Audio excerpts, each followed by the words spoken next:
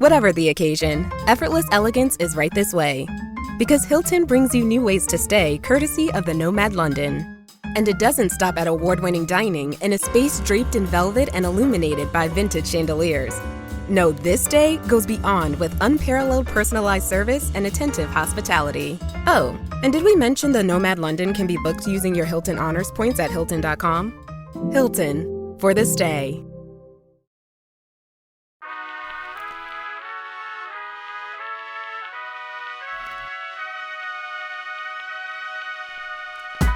Welcome to Worse Than You with Mo Fry Pasick. I'm Mo, and every week I'm asking today's most captivating artists how they got their acts together. This show is not about their best or most famous work. It's about the work that means the most to them, their creative process, and why they make their art. This week's guest is an award-winning Puerto Rican multidisciplinary artist, storyteller, and activist. You know them from TV shows like Our Flag Means Death and The Sex Lives of College Girls. They co-host a queer daily podcast called Today in Gay, and they've just premiered their first solo show, Rise of a King. Please welcome to the pod, Vico Ortiz. Ready, set, show!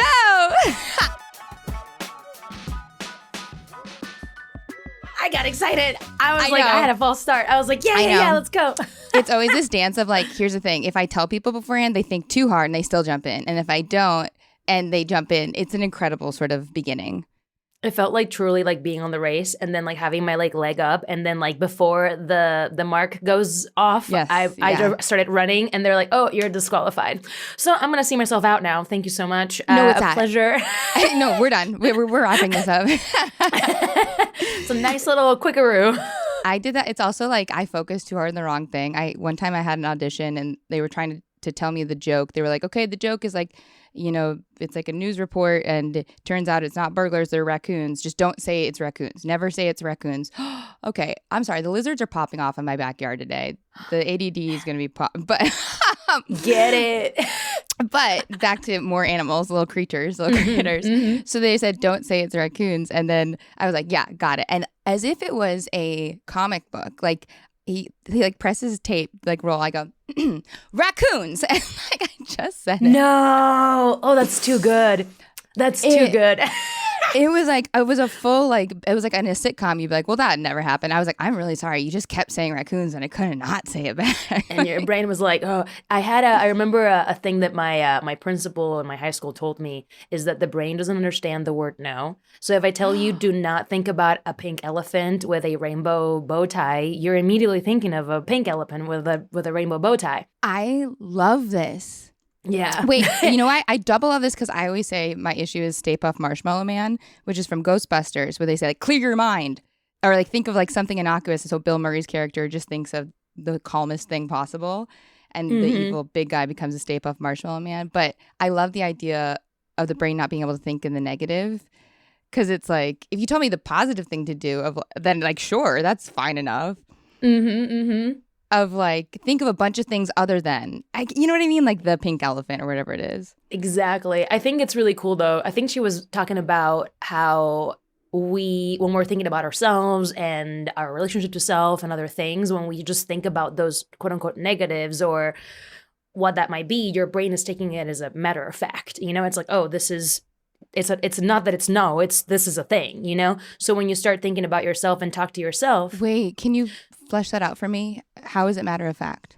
So because you're like saying, don't think about this pink elephant, you're thinking about a pink elephant. So if I say I'm always late to things or don't be late to things, then your brain is taking that as like, oh, you're always late to things rather than like, oh, I'm on time. Beautiful. So stuff like that. So then you can talk to yourself and once you know that, then you can start talking to yourself in those ways like, oh, I don't do this, blah, blah, blah. I don't do that. Like your brain is like thinking it as like, oh, that is how you do it, you know?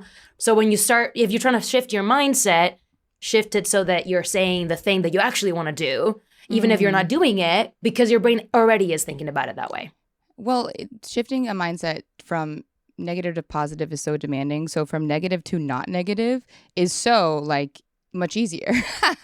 Absolutely. And of course, you know, thread lightly with the, you know, toxic positivity situation, because I've also have like fallen into that pattern of like, I'm fine. And sometimes I'm like, I'm not fine. And that's okay. you know? Yeah. The balance of it all. It is a balance. And I like there was a energy work practice called theta energy healing, and one of the things you like muscle test, and I know people have their feelings about, you know, kinesiology, but one of the things you're not allowed to do in muscle testing is ask in a negative.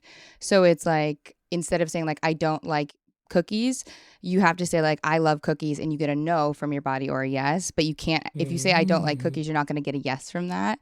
So that just tracks to what you're saying, because like the brain doesn't really, why would it work in like everything but, you know?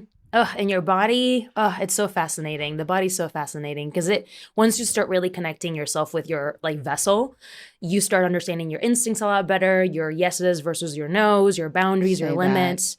Like your body understands emotions faster than your brain is able to like articulate them. So once you start connecting to your breath and your body, then you can feel like, ooh, this feels off. Why is that? And then you can take that moment to pause and understand, where does that feel? And then later articulate, oh, that made me feel uncomfortable. Why?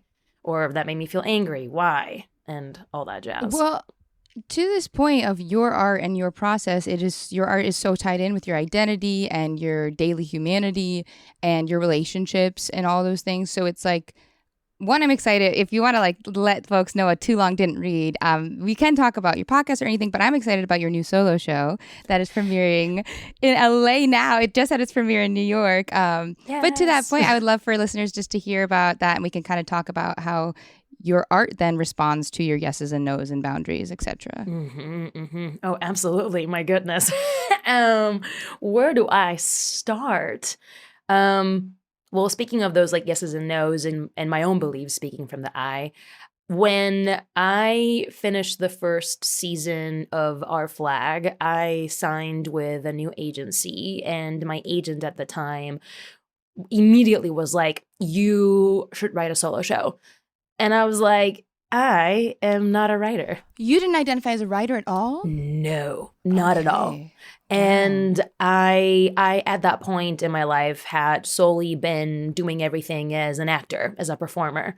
I had not, but then I look back into childhood and adolescence and early adulthood, where I was writing a lot of stuff and like little short stories and little things. I even found this like my first short story when I was 11 years old, writing for an English class. And it's written with an accent. It's really fucking funny because like when you read it, it's, of course I'm learning how to write in English. And so if I transcribed it, and it really is like, I can read it with an accent. It's really fucking funny. That's absolutely. It's a cadence you can see on the page. I adore that. Absolutely. Yes, yeah. It's about butterfly. So it's not butterfly, well, it's bottlefly. That'll break my heart in half. Yeah, so, that's the cutest thing I've ever heard. So precious. The name of the butterfly is Babuglusha. Of course. And I was going to say. Babuglusha with two parents, and the dad is named Tom. That's my father's name, so great dad name. Incredible. And then Carla for mom. And Tom and Carla. It's about, Carla. It's about this butterfly whose dad is a butterfly, but then the mom is a fish.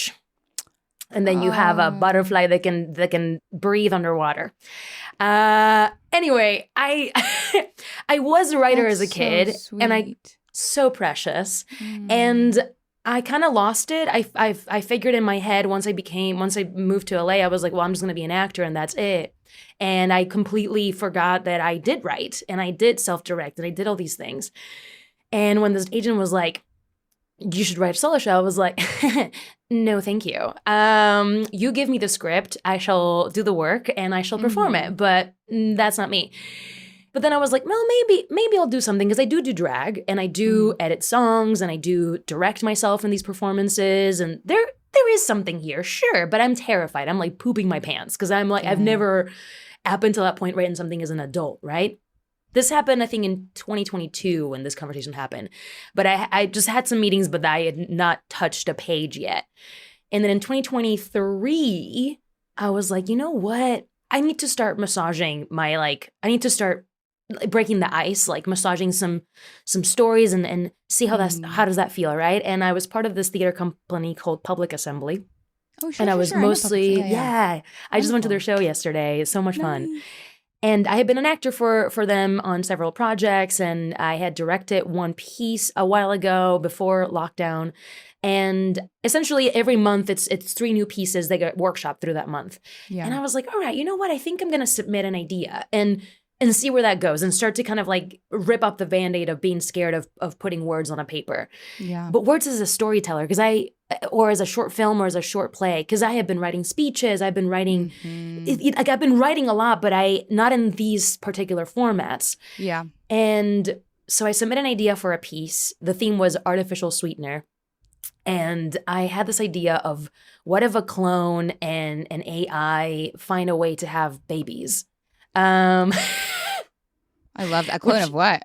It kind of was inspired by this concept of when my mom had me, she had to get a C-section. And my grandma immediately started hammering down, like, that wasn't a real birth. That wasn't a natural birth. So you didn't actually have a baby. And so... Book. So, so then right? Insane. And I was like, dang, grandma, fucking rest in peace. But I was like, shit, that's rough to hear, It's tough. There's some projection going on. I'm like, 100%. Who told you that? Yeah. And so I began to toy with the idea of just like, what does natural mean? What does artificial mean? And, so then I was like, oh, what if a clone and this AI and these, things like who are quote unquote artificial, but there's organic components. What does it make it? Natural or unnatural. It's also it's so inherently revolutionary because this idea that autonomy and ownership of one's individual identity as artificial is so pushed in trans communities, in queer communities, even in hot bimbo mom communities. You know what I mean? Because it is based in patriarchy, right? It isn't based in like, if you have control over your body and how you look, we don't have control over you. And so it's like, it's so exciting that you're dancing with this idea because AI especially is this oogie boogie man. And so to like also kind of make people question that as part of like, ooh, like, I think that's so exciting. And what you said, it became kind of like a trans allegory. And then both my performers, actually Finn being one of them, Finn Argus was the AI. I had 2 wonderful trans performers. One is a clone and one is the AI. And it kind of became that like, what does it make you normal? What makes you natural? What makes you artificial? What makes you, And so that was the first time I wrote a short play, like that got performed and got notes. And I was so fascinated by just putting words on a page and then exploring exposition and like tying things together and all that jazz. And I'm not saying it's a wow work of art, but it was like, it got the juices flowing. And it got me like, oh, wow, I can do this. I can do this, even though I'm sick to my stomach and I want to throw up every day. But it's important because I think people get confused in that when they feel that they're like, well, this must mean it's wrong. It's like, well, no, what part of you is sick to your stomach? It's like, and you're pushing through the part because it's the part that was conditioned to say this is wrong or bad, or, it has to be perfect. Exactly. That part of me that like seeks that perfectionism was like holding me back from just like trying something and just trying it, and honoring that. And so I did that and I was like, okay, I think I can do this. And then I had a different idea for another PA theme and a much shorter piece, much more silly. And then I was like, okay, I think I can do it. And then the year after, 2024, yes, last year, Nikki Levy runs this show called Don't Tell My Mother. And I had done a storytelling show with her in 2023. And this was a personal story, right? And I ended up telling my mother about it because I panicked. I was like, oh, what if my mom finds out about this? Like, not through me. Stress. So too much stress. It was... Yeah, too much stress. But it was a short 11-minute story. And I loved working with Nikki. I loved the questions that she asked me, the way in which she coached me through telling this 11-minute personal story.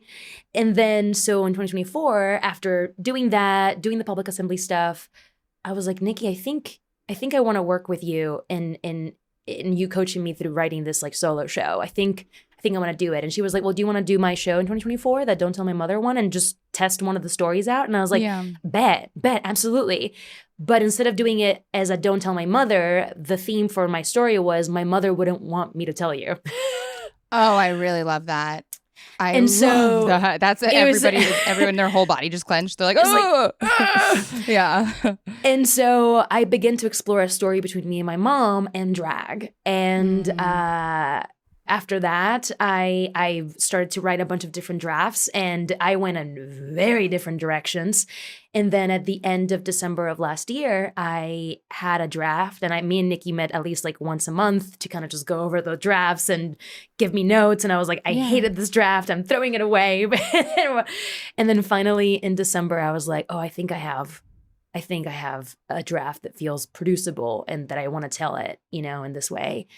And the fires in LA happened, and I thought I was going to do it in LA first. And then I think I'll stay in Puerto Rico. So then I did a draft in Spanish. So, because originally I was like, oh, I'll do it first in English. It's fine.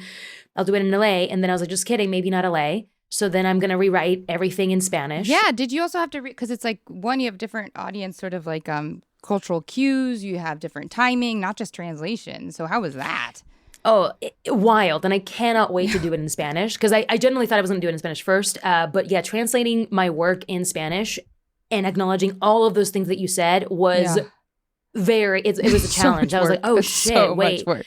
Yeah, because also I know if I do it in Puerto Rico, there'll be a lot more audiences that perhaps don't know a lot of the references that I'm speaking to. Mm-hmm. But similarly, in English, I also make references to stuff that like people won't know because they're not from Latin America or the Caribbean. And so I had to like then switch some stuff around. Yep. And I can't wait to do it in Spanish. I think it'll be happening next year for sure. Oh, that's but so yeah. exciting. I hit up some friends that I worked with in the past theater-wise, and then she was like, oh, there's a festival happening in New York. Let's do it there. And I was like, oh, it's happening now. Like, I just finished writing this. Isn't that hell? Yeah. And so it all happened so quickly. And now here we are.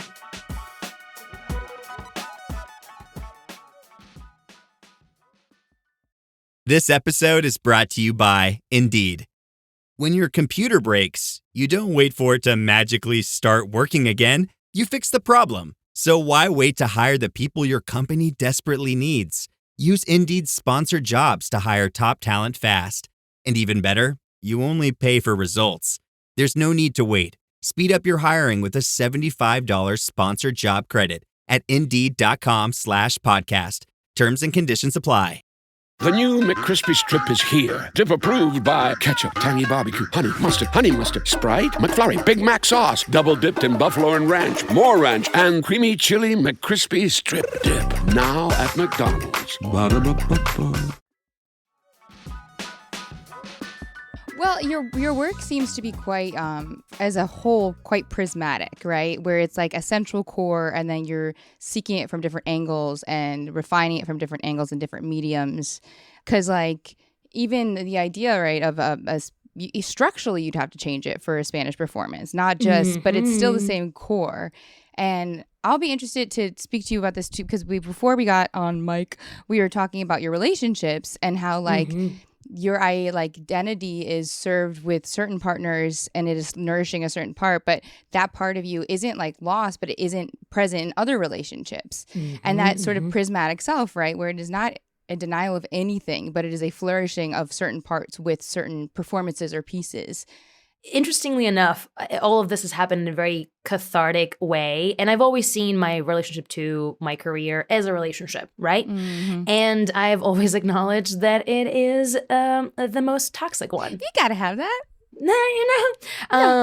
And by coming out as polyamorous and being someone that seeks to create sustainable relationships with myself and everybody else, this particular time, I'm right now with one partner, but then I am also, it's giving me a chance to process a previous relationship and then see some of the mirrorings in which I was abandoning myself in my career as well. And it's given me the chance to really be like, ooh, how can I take ownership of these things, right? So similarly, I've been chasing the industry, and every time I choose myself, then the industry wants me.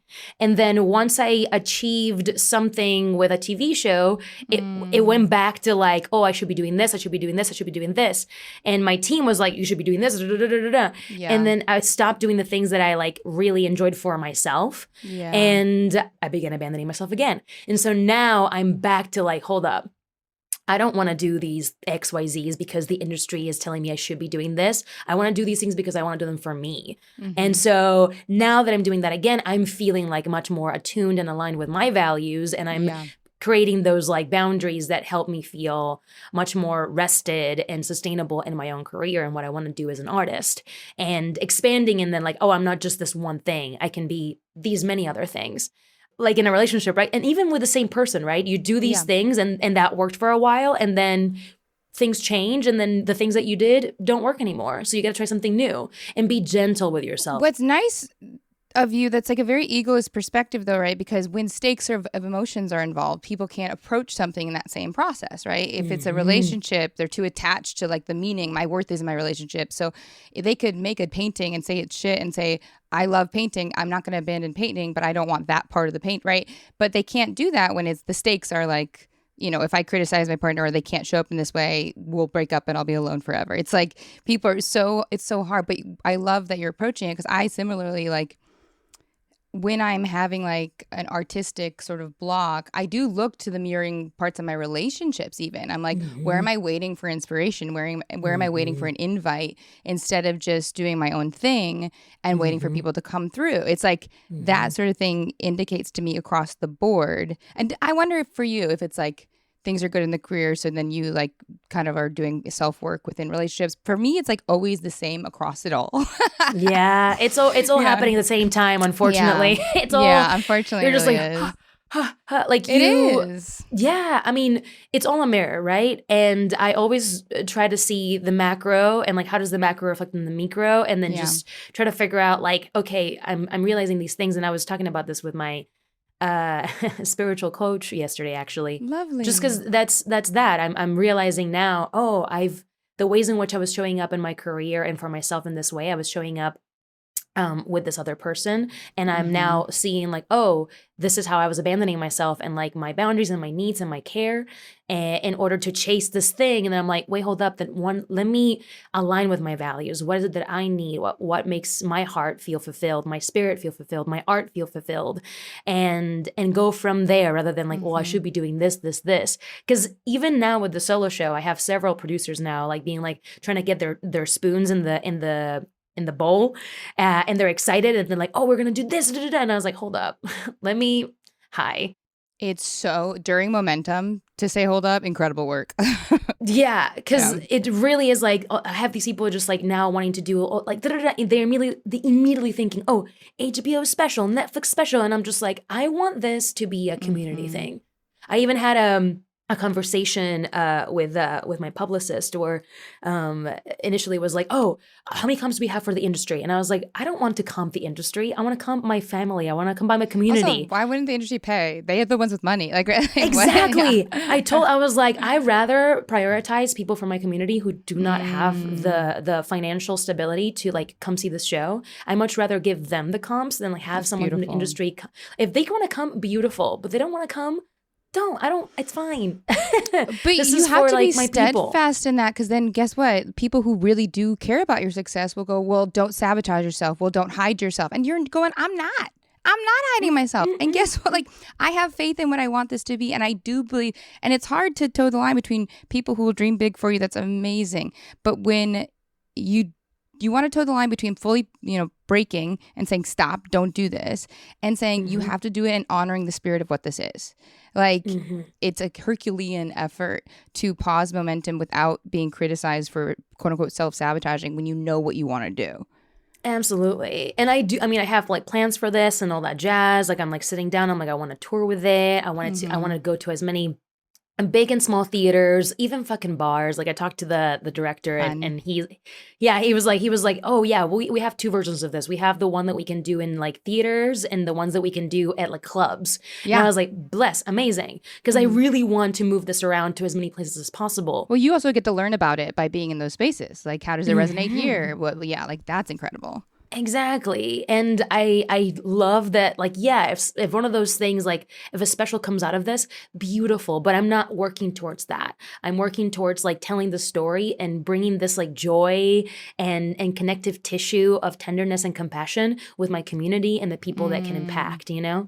And so, yeah, it's really interesting to kind of be like, okay, hold up. Yes, thank you for immediately being like Netflix special, but I'm Yes, like, thank you for believing in me. like, I want to do this with our people, you know?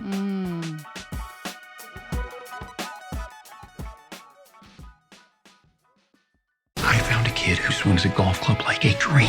I'd like to try to qualify him for the U.S. Amateurs. Coming to Apple TV Plus. What's your name? I'm not into older guys, but I'm flattered. A new comedy series, Stick. I don't want to go on this trip. Your mouth's saying one thing, but those eyes are saying something else. From the home of Ted Lasso. This is your shot at redemption? This is your mulligan? Owen Wilson. This game takes and it takes. The game's finally giving me something back. Stick. You know Arnold Palmer? Iced tea, lemonade, mix it. I'm missing a nap for this. Streaming June 4th on Apple TV Plus. Switch to Verizon Business and get more from your internet without paying more for your internet. Get LTE Business Internet starting at $39 a month when paired with select business mobile plans. That's unlimited data, and with it, unlimited possibilities. Start saving today with Verizon Business, ranked #1 in small business internet customer satisfaction by J.D. Power. Starting price for 25 megabits per second LTE internet plan with smartphone plan savings, plus taxes, fees, and economic adjustment charge. Terms apply. For J.D. Power 2024 award information, visit jdpower.com/awards.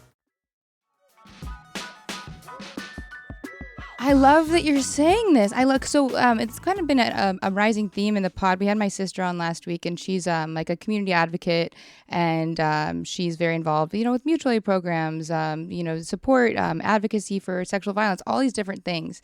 And she really balks against people like wanting her to like be really like front facing, like Insta successful, whatever, like all these different things or these identities or like say you're this. And she's like, that is centering myself when I'm doing community work.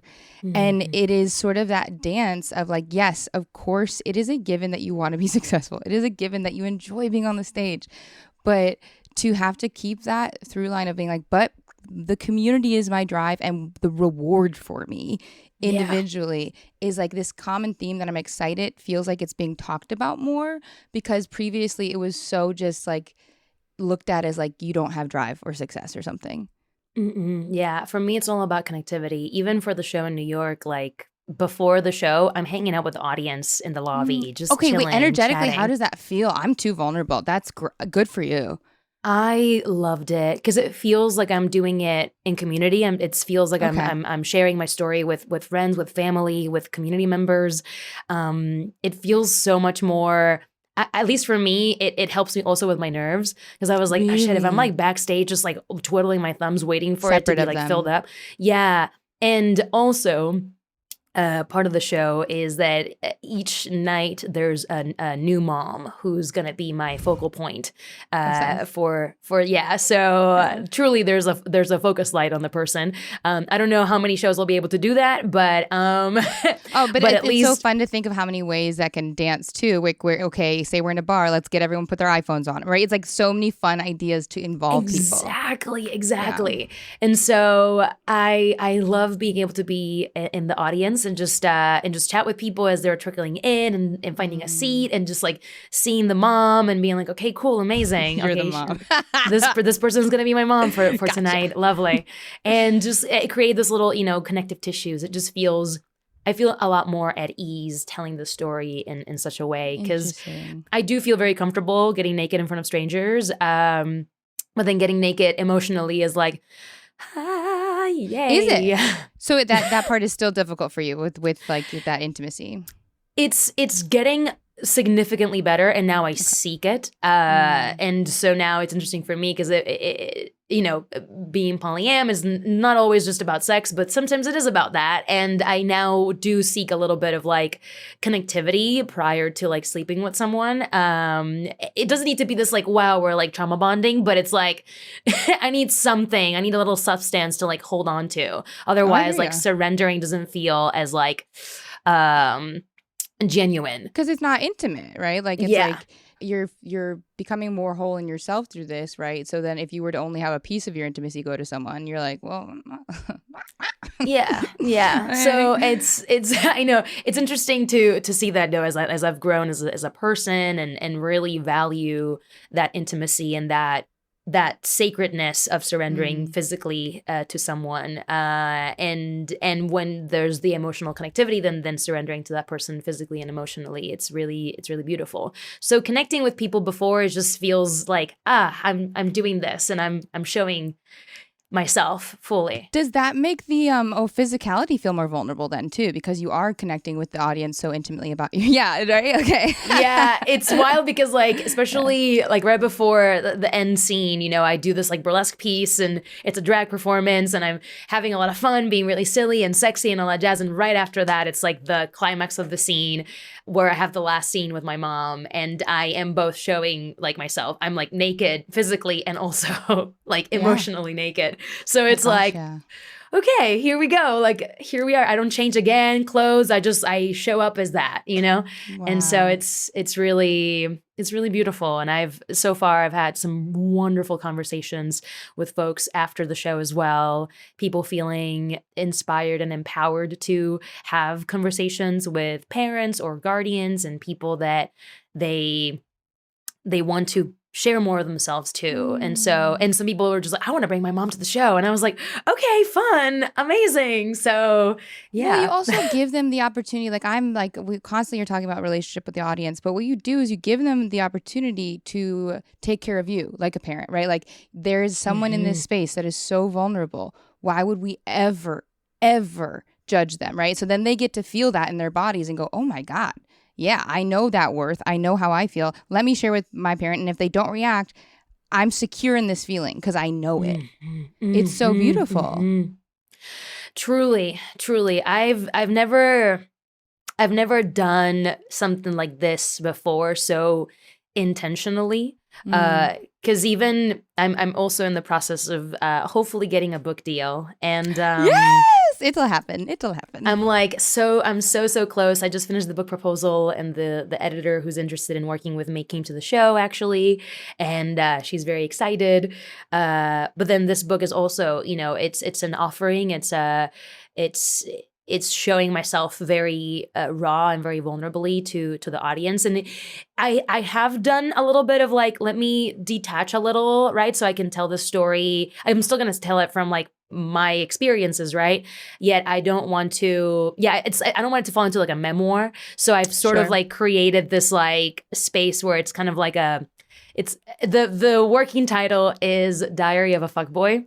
Love it. And so people are very interested to hear those things. Indeed. So it's kind of like through diary entries, musings, conversations, and all that stuff. You see how a fuckboy starts to learn about themselves and going forwards and backwards and all these things, and slowly but surely becoming a lover boy. And so that, of course, it's the character is me, but I am like, you know, I've like, let me detach a little bit and then do that, but still I'm going to be bringing up like my own personal stories. And yeah, I think it's also helpful to detach because then folks like sometimes will immediately be like, well, that's them, that's their story. And if you can blur that a little bit, then there is more access to, so it's not only protecting you, but it also is allowing for more like people to connect. Absolutely. And I love magical realism to process things. So there'll definitely be like dream sequences and things that you're like, what the fuck? So stuff are just like, whoa, what is going on? So yeah. It's so interesting to me that you didn't even identify as a writer, you were full actor mode. And I think that those labels, right, give us huge permission. So when somebody says like, I'm a director, and you're like, I could never be, you've probably directed more things than they ever could. And then, you know what I mean? And then you're like, oh, that's what you're saying that is? Oh, I'm that. It feels like almost like when you say like, I'm queer, because there's so many different things that like happen within that umbrella of queerness. I've like, more than anything, I'm a creator. And I'm like a creator and a storyteller. So whether I'm like telling a story by painting something, telling a story by saying it via words or via writing, and also various types of writing, just because like now I'm exploring different ways in which to tell a story. So I like began to put my feet on stand-up, and it's been interesting to write stories in stand-up style versus in theatrical style versus in short film style versus in, so it's like fascinating to me to be like, ooh, okay, you can tell the same story but in very different ways, and that is really fucking cool. It's so prismatic. I similarly in my like working style, like a lot of like I did a play last year, and a lot of the lines that were more dramatized were from my stand-up set from years ago. Like, wow. I think I had a joke where it was like, I used to joke forever where it was like, you guys ever start to masturbate and then stop because you remember aneurysms are a thing? And then everyone's like, no. And I was like, okay, well then you might not have an anxiety disorder. and so like it's this whole bit, and I was doing that and it killed, and then like it ended up, it was so fun because it was just a fun joke for stand-up, but to dramatize it, like to literally have my character masturbating on stage, to be like Googling things because she's a little out of her head. She's like Googling someone's star chart while she's masturbating to them. And I'm Captain America. And yes. and then literally she like throws the thing away because you can tell she was like feeling pressure in her body, then got scared she was going to get an aneurysm. And then Google's like how many people have died while masturbating. So it was so much fun because that in stand-up got a laugh. It was not fruitful. For people to go on the ride with me on stage, to have also gotten there too, and to be like, yeah, for sure, I was scared as well, was so much more fun. But I would not have known that until taking a risk and masturbating in front of a bunch of Scottish people for a month. That's amazing. But my favorite was like there was one fringe show where it was like, I want to say like just only 65 plus people, like meaning you're old. And it was like, oh my God. I hate this. I'm going to pull out the tattoo wand. I hate this. Yo, demographic also changes everything. Like when you're performing, whew. Well, how is it for you? So you're fully nude. Have you found yet? Because you performed it in New York. Have you found yet like new audiences? I honestly, I feel like, well, with New York, predominantly the demographic was like queer people, seeking it out. and so it felt like cool, we're into this. I did have some like older people who like came and like were like deeply just like, oh my gosh, amazing, love that. Actually, one of them was like someone's mom who was like, I loved it, hit me up for stuff, and I was like, okay, incredible. No, not like in that way. I was like, oh. No. I think she wanted to connect me with a friend of hers that does something in another theater, and I was like, got it, yeah. But what I'm really curious, honestly, is when I do it in Spanish. Because I do know that the demographic for that is going to be so different. And when I do it in Puerto Rico specifically, that's because right now, New York, LA, big cities, tons of people that have seen. People who seek it out, people who are not being introduced new concepts. Maybe it's like new experiences or feelings, but not concepts, right? But even with the audience, like I know that the director wanted certain moments to feel much more dramatic. And there was some audiences that were just like, laughing and crying. Like I was like, that's how they're releasing, you know? Like they're not going to have a silent sob. They're like laughing and like crying at the same time. Just like, that's really funny. And I'm also like, oh my God. How do you then as a performer sort of receive that connection, right? Because it's like, it's when you're doing comedy, you hear the laugh. When you're doing drama, you hear the cry. Like how are you dancing through that in the performance then? I feed off of it. Okay. If I'm feeling that like what they need in the moment is the laugh, I just like, I go for it. And if they need the laugh and cry, I go for it. And Beautiful. It's interesting and fascinating to me to see like people's reactions, especially the very end moment, to see what people, because I mean, one of the things that I say in the show is like laughter can be medicine. And so even if you're crying through your laughter, like that is a part of like somatically moving through whatever's, going inside of you. Full trauma releasing. Yeah, 100%. So, it's really fascinating to me to know that, like, I know the director was like, this moment, we're going to, like, pull on their heartstrings. And I'm like, yeah. And then as I've been hearing it, I know that we're pulling on their heartstrings, but also a lot of people are laughing because they're just like, oh, my God. It's also like a real laugh in the way where, like, it's a release of energy. Exactly. Exactly. And I love that. It's been really interesting to... Even within the same show, there's moments that are very theatrical, there's puppets, there's very, very theater, and also the intercalations of like stand-up-y style moments where I'm like talking with the audience and just chatting and making jokes and then going into theater mode. So RE. Well, so Yeah. my question that almost like we talk clay on the mound because I am like a very literal processor. So if somebody's like, when it comes to the moments that you chose to like incorporate your burlesque skills and incorporate your comedy skills, like was that just something you danced with of like, I want to do it, so let's do it here? Or you're like, hey, this feels like the subject is best delivered through that? Like, how did you logistically put each component of your talents into this? I've never done puppetry before, and I've always wanted to. And so I This is just the first straight time? up. That's so It's my fun. first time using a puppet and Yeah. and acting with a puppet and using different voices and all that. Well, using different voices with a puppet. But Yeah. it was really. I've never done it. I've always wanted to. And Fire, that's their name with a Y. Of course. They're cool. Had made a so cool from the UK.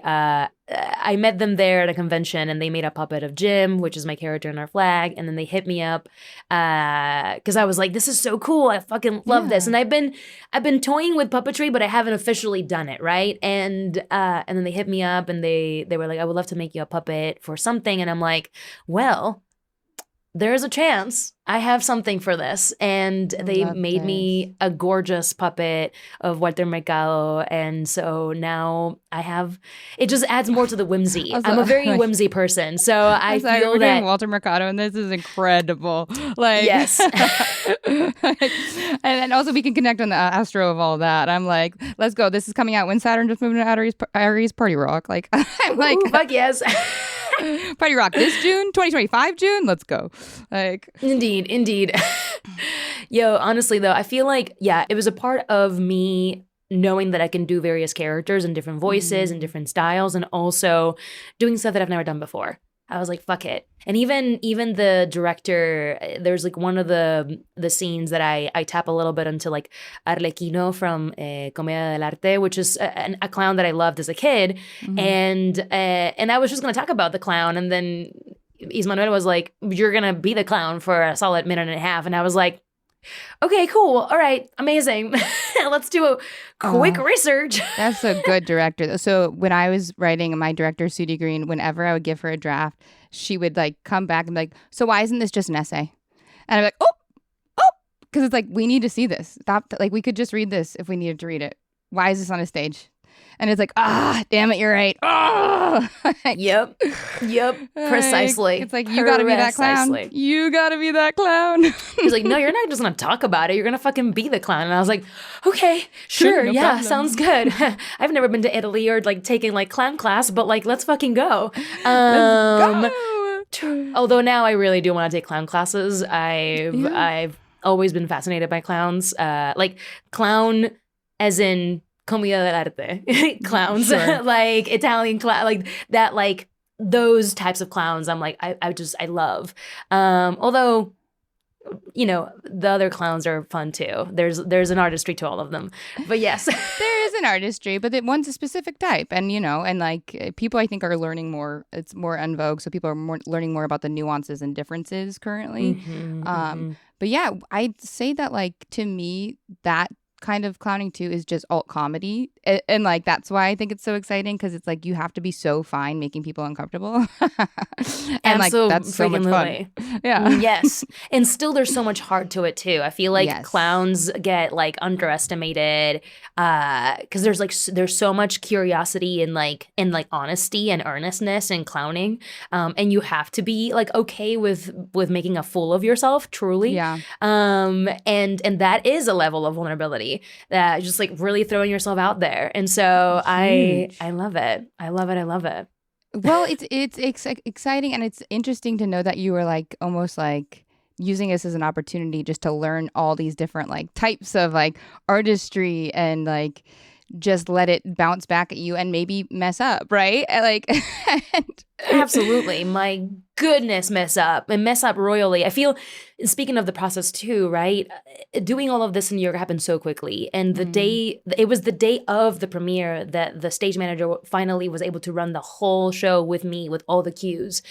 And there were why so is it many always freaking, the day of? It's like, why? It's so always many, that. so many. Oh. And I could tell that she was really nervous, and you know, there's a lot going on. And I talk about perfectionism in the show as well. And I sat down and that was right before I told the director, I was like, you know what? I want to go to the audience and I want to talk to them and just chill before the show starts. And I sat with her and I was like, this is our show. This is our show. I know this like inside out. I know that you just did this like all together, but don't like, I got you, you know?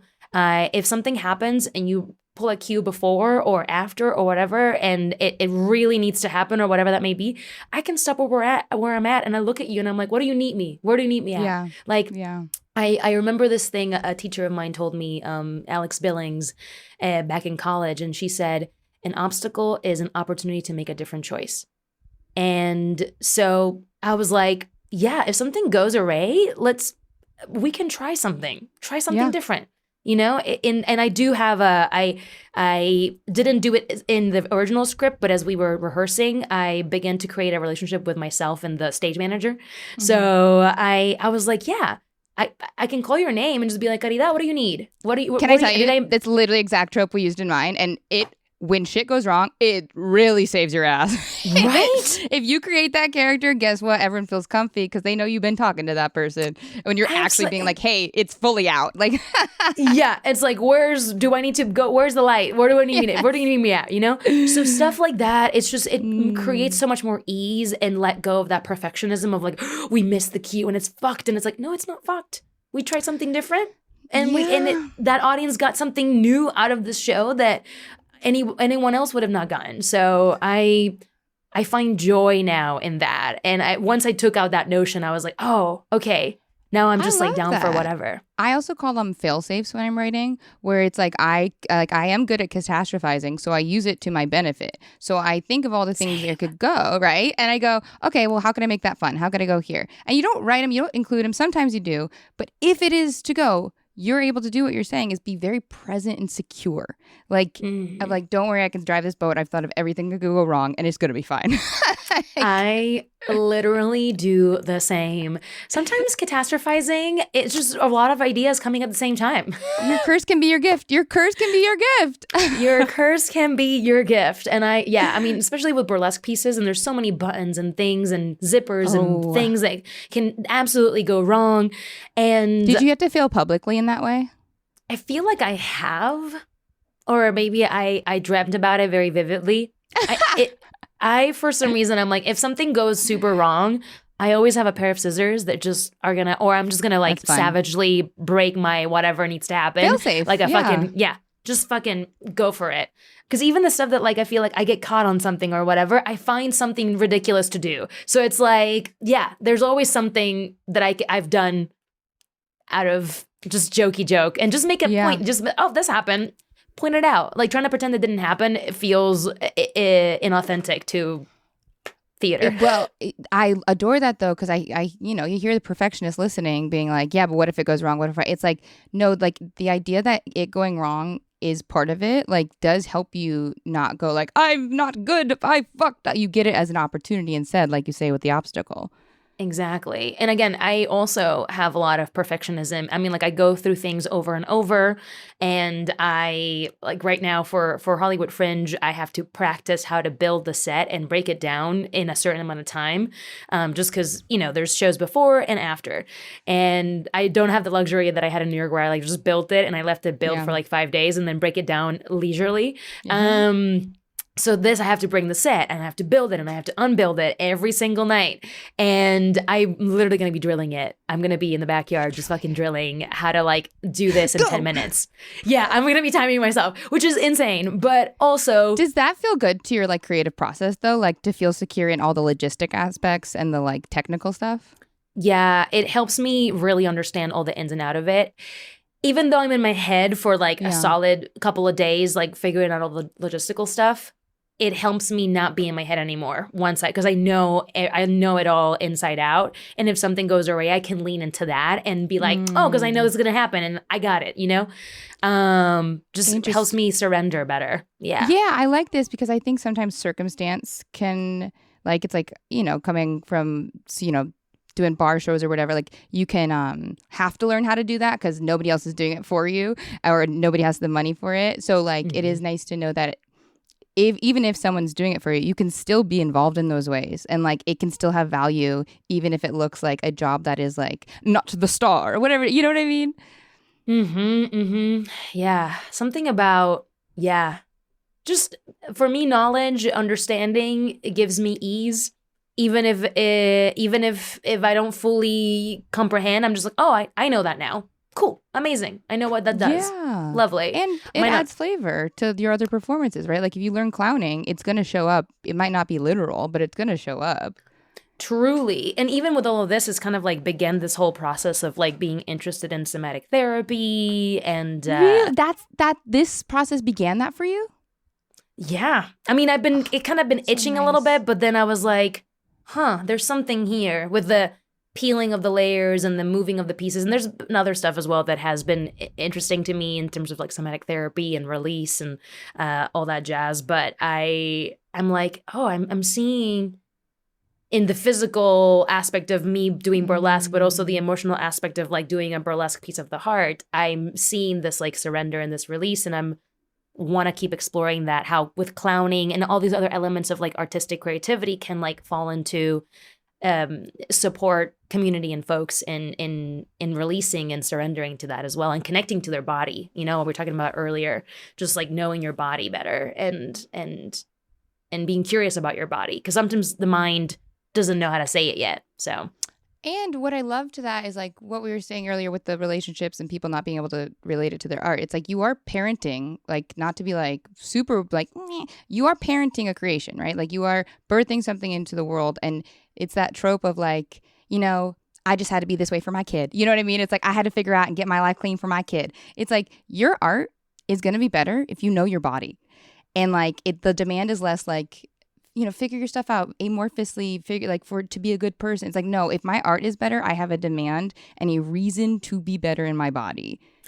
And that's the same. It connects to the whole like the relationships with the should have, could have, would have situation, and like that choosing yourself as well. Like truly, every time, and I've noticed it within myself because I've been in this industry for 16 years, and I remember when I first started, I had moved directly from Puerto Rico to Los Angeles. I had an accent, a very thick one. I still do, but like I had a thick accent, and I had really, really short hair. And people were, you don't look Latin enough. And I was like, I literally just came from Puerto Rico. Like, I cannot. Like, wait, what? What the fuck, you know? Yeah. Because they were expecting more Sofia Vergara rather than like what I was giving. And so I began to morph myself into like a version of Latinidad that they were expecting. And then I was pretending to be something that I'm not on top of acting and performing. So I wasn't coming from an honest, earnest, truthful space. And didn't even know. You were just listening to the guidance. I know. They were like, well, you should be doing this. And I was like, well, I want to book and I want to fucking work. Okay. So I'm going to do that. Right. And so I began to do these things. And then I was like, this doesn't feel good. And when I began to honor myself and do my own thing, then I began to work again. And then similarly, I began to work again. I began to get recognition. I began to like then book all these like big jobs. And then another set of like, you should be doing this. You should be doing that. And I'm like, oh, well, okay, I guess I gotta do that now. But then I was like, fuck, no, I'm not fucking doing the things that I want to fucking do. What the hell I'm doing following all these dumb rules and trying to chase the industry again. So now I'm back to like, nah, I'm doing my own thing. I want to do these things that like fulfill me. So yeah, but it literally, and when you understand yourself better and honor yourself better, shit starts to like fucking flow. Bro, like literally, I'm like, yeah, like, yes. Because it's like, that's the thing we have to accept, is that life is a spiral. So when you think like I'm in the industry and I'm finally in this like sort of, you know, queer, incredible space that I'm doing this thing, it's like, guess what? We have our own issues in these spaces. So now let's meet those. And then you're going to get a little bit more refined. And there's more, like, that is why it's process and not an end. And it's like, it's annoying and beautiful at the same time. And you're always going to be in the process, always in the process of something. And I talk about this in the show too. It's just, I always was like waiting to celebrate the end result. And then I was like, why am I waiting for that? I should celebrate the figuring out process as well. Because we literally came to this world to figure shit out. There is, the end would be death, if that's even an end, you know? It's just another facet of whatever might be. I might get a little woo-woo. That's my own thing. I think like we're gosh. No, it's a new iteration. Parenthesis. Say that though. We're constantly in transformation. Absolutely. And even that is a transformation to whatever else comes after, right? And so it's always going to be unfinished. I now have an idea for something else that I like for another solo show. Because the second I finished, I was like, I have another idea. And so that's going to be in the works over the summer. Now that I'm in LA, I will finish the Fringe show and then sit down, strategize, and maybe next year I'll have another solo show. It's going to be called Fix It Vico. Perfect. I already love it. Yeah. Oh my goodness. Yeah. Well, we're actually already to my final segment. So I'm like, this is a teaser, a little like Fix It Vico. People are going to be here next year.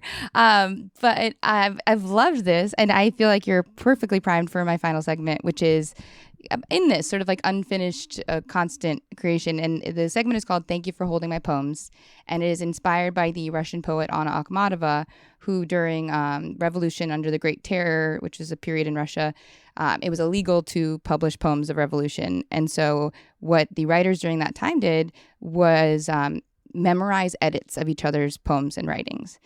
And so to me, it's one of the most heavenly stories, because how vulnerable to come in your mess, to come unfinished and have someone hold it and then hold an edit or a change and grow with you. And to me, a poem really can be anything. It can be someone on the street giving you a compliment that affirmed you in a way that you didn't know you needed. It can be a movie you saw when you were 6, or like you helping someone. But when that comes to mind, like a poem, a moment that is so connective and vulnerable, I would love for you to share anything that comes to mind as a poem that we can hold for you. Oh, goodness. The first thing that came to mind was this little song that Dory sings in Finding Nemo. And I'm going to say it in Spanish because I don't know it in English, but it goes... I love this! Nadaremos, nadaremos en el mar. Just keep swimming. Yeah. That's just like, that's me and my mom's like, always whenever we write each other letters, we always end it with like, we'll just nadaremos, nadaremos. We'll just keep swimming.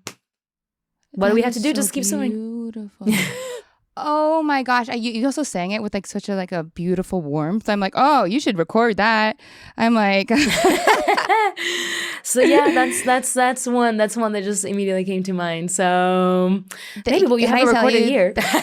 That's it. Yeah, literally. People are going to sample it. Can't wait. But you know why I do love that one? Because it's like for so many people, Dory is so heavenly. And when I'm like stressed out and there's like, too many tabs open in my brain, I do ground myself by like laughing at myself, but going, P. Sherman, 42, Wallaby Way, Sydney. P. Sherman, 42, Wallaby Way, Sydney. Yes. Oh my God. Because it's like, I am trying too hard to remember this. I need to chill out. Like, Oh my gosh, I relate to Dory so freaking much, and to Marlon too. Honestly, I am a warrior, so having a little bit of both in my head is. I have the warrior, like a Rorschach. Yeah, it's just like the voices in my head.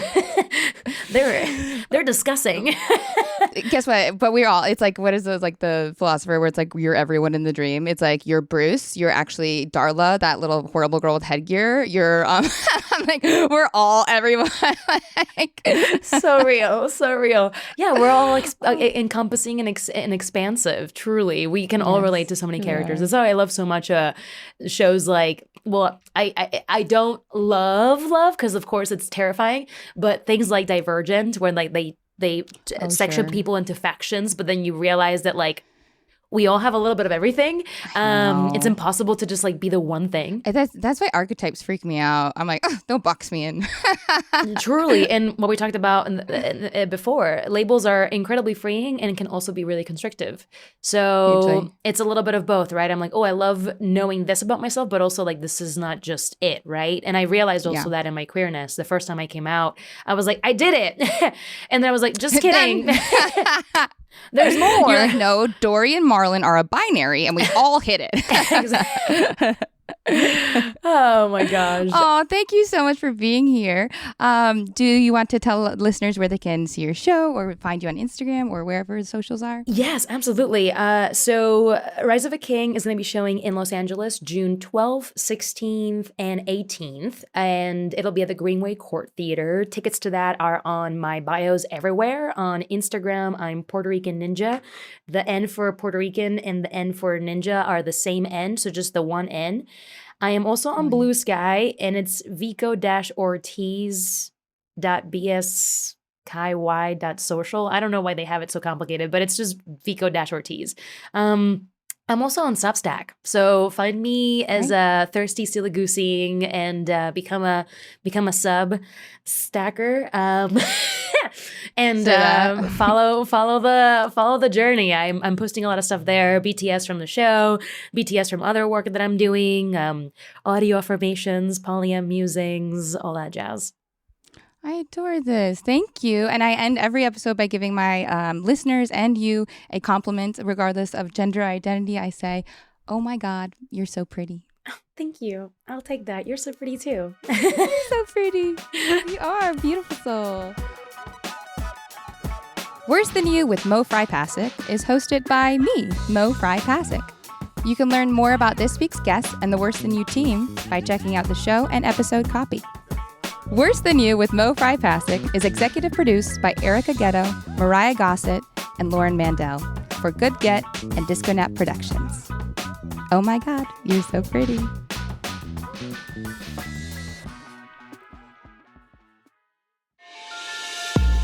Nadaremos, nadaremos, nadaremos, nadaremos.